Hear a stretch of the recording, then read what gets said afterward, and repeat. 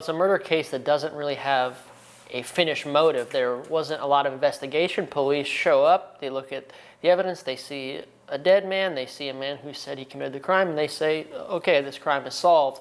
But we've never had a motive. Some of these things, some of these elements in the story just don't make perfect sense.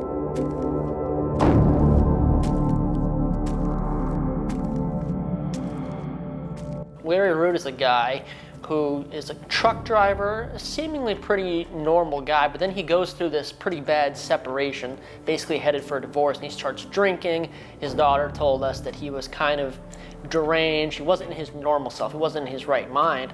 Larry Root is alleged to have killed a woman and 2 daughters who he was living with at the time at the Garlock residence. It is one of St. Joseph's most heinous crimes. Really, that is this night of terror that just stretches across town and really kind of consumed the news. As you mentioned, there were dozens of articles down to the minute details with every single officer who was on scene, so it took up quite a bit of this town's bandwidth. And that's kind of when the hysteria really started playing out here, and when these pieces of where Larry Root, where maybe the potential players that were involved in this, where they could be. And I think there was a lot of unknown at this first house, but definitely there was a tragic incident, and it really piqued the interest of all the neighbors, and it was a pretty big police presence from what we've heard.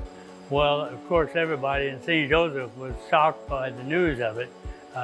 They didn't know that any such thing would happen here in St. Joe. And the reason behind it, we're never quite sure what happened, because all the witnesses were dead. I remember him as, you know, he was a good dad for us kids. My mom was afraid because Dad had made some threats, and she was, you know, always afraid he'd catch us kids, you know, and grab us, because that he told her he was going to come and get us. 3 people are dead, 2 young children and a wife. To keep up appearances, the alleged killer, Larry Root, picks up Dwayne Garlock, unsuspecting that his wife and children are dead at home. After taking a joyride in Andrew County, Larry Root's car breaks down and the pair find another man, Ronald Huff, to drive them home. The car's malfunction is likely a factor to Dwayne Garlock walking away with his life. That's where it becomes really sinister, because Mr. Garlock gets dropped off at the home where his 2 daughters and his wife lay dead by the hands of Mr. Root.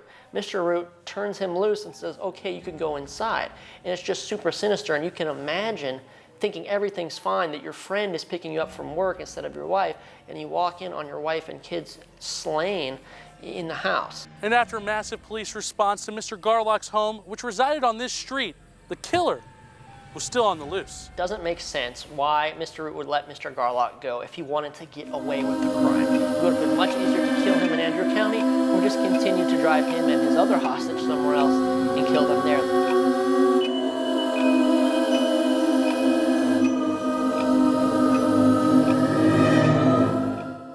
You have to imagine he doesn't have much of an indication of what happened at this point. I mean, I'm sure he knew from just looking at Larry Root that he was somewhat deranged at this point, but I doubt he knew much of what had happened to his family, the devastating nature of their killings. Larry Root, the man police eventually peg as the killer, is said to have held hostages at this home. That's where our story goes from a family annihilation to a kidnapping. At the Biesinger house, there is Gary Biesinger, who had earlier talked to Mr. Root about selling him a gun. His wife and their toddler daughter are inside. Root and Ron Huff, who he had picked up along the way, go inside where Root grabs a rifle, and that's when things start to get frantic. Root turns the TV on, but he turns the volume off so they do not catch wind of his recent killings.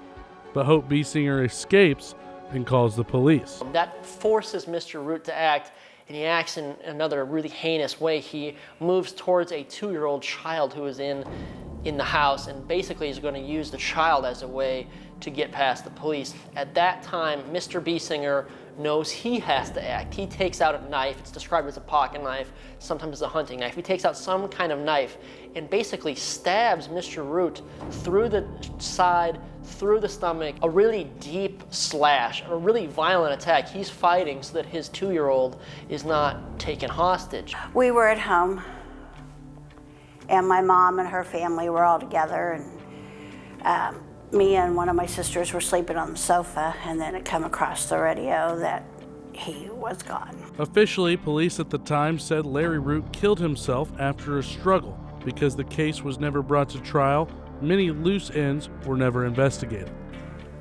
I think some of it's dirty cops. I think it's poor policeman work.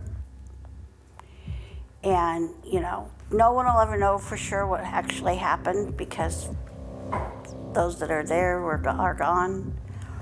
And the police department never contacted my mother, ever, on anything. Other potential suspects like Dwayne Garlock and Raymond Pittum have never officially been ruled out. The timing for Dwayne Garlock to have killed them doesn't add up. Mr. Garlock was at work and he was picked up from work by Mr. Root, though he was supposed to be picked up by his wife, Mrs. Garlock. The timing just doesn't work for that.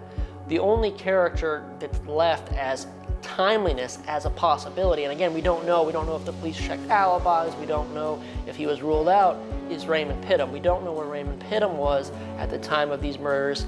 Obviously, the police would have questioned him because the ex-husband is always a suspect in killings like this, and Mr. Pittum, before he didn't talk to us anymore, he said that the police had taken him in. He contacted my sister and I on Facebook.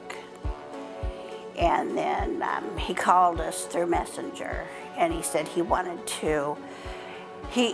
us to know the truth. But the only way he would tell us the truth is if we would meet him in person. The Pittums were buried here just on the edge of Andrew County in Green Cemetery, and just a day after their gruesome killings, a grave was dug up.